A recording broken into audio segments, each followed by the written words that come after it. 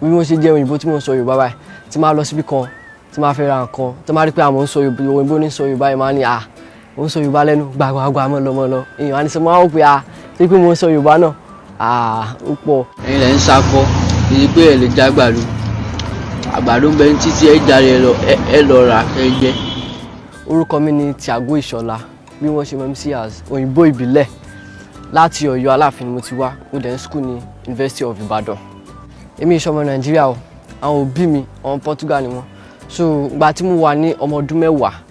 ni mọ́mì mi gbé mi wá láti Portugal sí Nàìjíríà wọ́n ń ṣe pẹ̀lú Aláàfin of Ọ̀yọ́ as cultural ambassador so mo lọ school ní Ọ̀yọ́ State secondary school so ìgbà tí mo wá di Nàìjíríà tí mọ́mì mi wá sí Nàìjíríà nínú ààfin gangan náà ti sọ mi ní Ìṣọ̀lá oríkì mi Ìṣọ̀lá nínú ààfin gangan náà ti fún mi ẹ mọ̀ pé àwọn ọmọ Yorùbá ni mo bá rìn so mo ń grab díẹ̀díẹ̀ pẹ̀lú gbogbo wọn bó ṣe ń sọ mo kàn grab ẹ̀ láti school náà mo ṣe Yorùbá school so láti ibẹ̀ gangan ni mo ti grab àwọn Yorùbá díẹ̀díẹ̀ mi ò ní parọ́ bọ̀ èdè Yorùbá ó dùn lẹ́nu ó dùn láti sọ láti gbọ́ náà so mo kàn like ẹ̀ even tí máa fẹ́ sọ òyìnbó mi ì ní sọ tẹ́ bá béèrè lọ́wọ́ àwọn ọ̀rẹ́ mi Yorùbá ni mo máa ń sọ jù ní máa ń dùn lẹ́nu mi mo máa ń sọ àwọn èèyàn máa ń sọ pé Tiago kì í sọ òyìnbó Yorùbá nìkan àwọn ènìyàn ìmílẹ̀ bó ṣe wà nìyẹn so àwọn èèyàn tán máa ń rí mi pé mo máa ń sọ Yorùbá àwọn times mi ti máa lọ lórí títì àwọn èèyàn pè mí pé òyìnbó wà máa ní ẹ kúrò lẹ́mọ̀ máa kí wọn wọ́n á ní kí ló ṣẹlẹ̀ wọ́n sọ Yorùbá lẹ́nu mọ́ ní bẹ́ẹ̀ ni wọ́n á ní báwo ló ṣe jẹ́ màá sọ fún wọn déédéé so almost gbogbo àti máa ti lọ lórí títì tán bá ti rí pé àwọn òyìnbó ní sọ Yorùbá yìí ìwọ̀n tí máa fẹ́ lọ ra nǹkan wọ́n ní tí máa ní ẹ fún mi ní sọ́kù 50 wọ́n ní òyìnbó fẹ́ jẹ́ sọ́kù wọ́n ní sọ́kù àti gàrí máa ń dùn so láti bẹ̀rẹ̀ ní Instagram wọ́n post àwọn ti fídíò mi sí Instagram TikTok láti bẹ̀rẹ̀ ní Túndé náà ti rí mi pé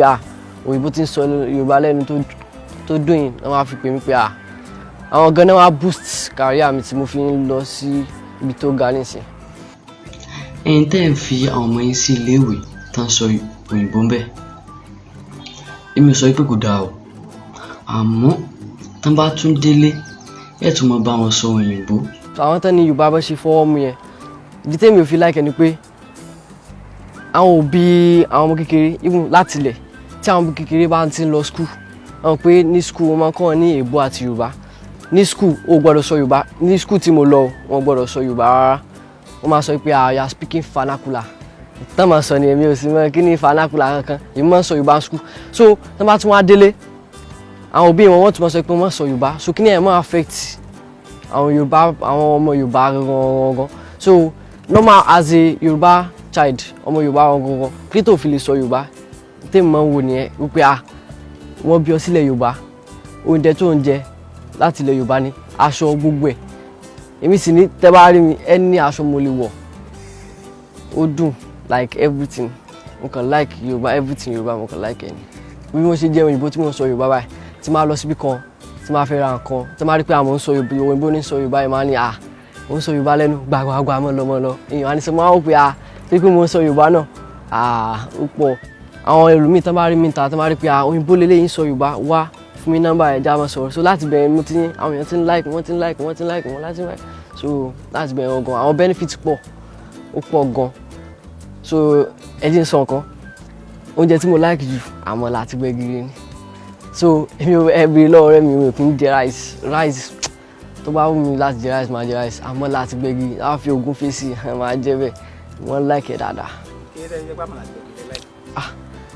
Láti Ọ̀yọ́ mo ti wá àwọn lára máa ń jẹ lọ́yọ̀.